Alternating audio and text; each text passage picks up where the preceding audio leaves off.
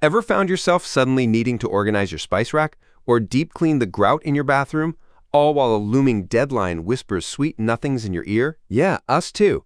Welcome to the wonderful world of procrastination, where urgent tasks magically transform into I'll do it later tasks and later somehow never quite arrives. But let's be real, it's not just about being lazy, right? If it were, we'd all just embrace our inner sloths and call it a day.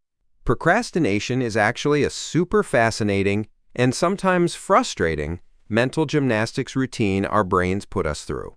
It's less about time management and more about emotion management. Think of it this way. Your brain is trying to protect you. From what? Well, that's where it gets interesting. One big culprit is fear. Maybe it's the fear of failure. What if I mess it up? Your brain whispers. Or perhaps it's the fear of not being perfect.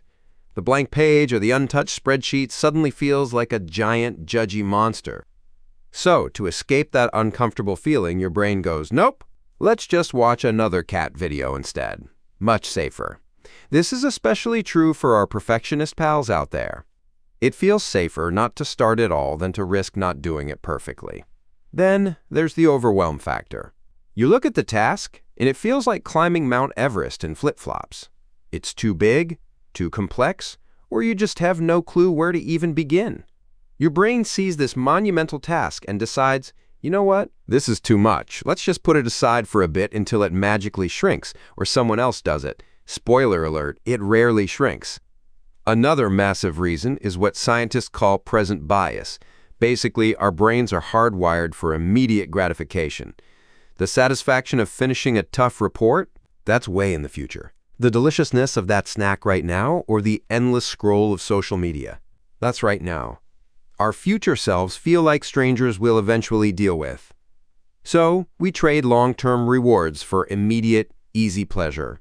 It's like having a tiny, impatient toddler running the control panel in your head, always choosing the candy over the broccoli. And how about the classic line, I just don't feel motivated? We wait around for some magical spark of inspiration to hit us, thinking we need to be in the right mood to start. But here's the kicker. Motivation often follows action. It doesn't always precede it. Getting started, even with a tiny step, can create momentum, like a snowball rolling downhill. Waiting for that perfect feeling is often just another sneaky form of delay. Some of us even claim we work better under pressure.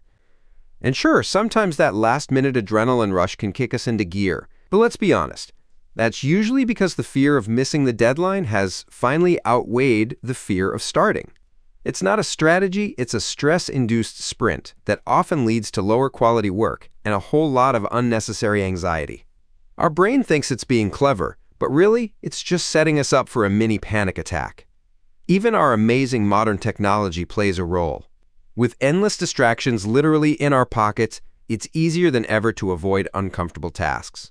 That notification, that email, that new episode, they're all perfectly designed to pull us away the moment our brains detect even a flicker of discomfort from the real work. Ultimately, procrastination is a complex dance between our emotions, our perception of a task, and our brain's ancient survival instincts. It's not a moral failing. It's a common human struggle to regulate our emotions and manage discomfort. So next time you find yourself staring blankly at your screen, remember, your brain isn't trying to be difficult. It's just trying to keep you safe from the terrifying prospect of, well, actually doing the thing.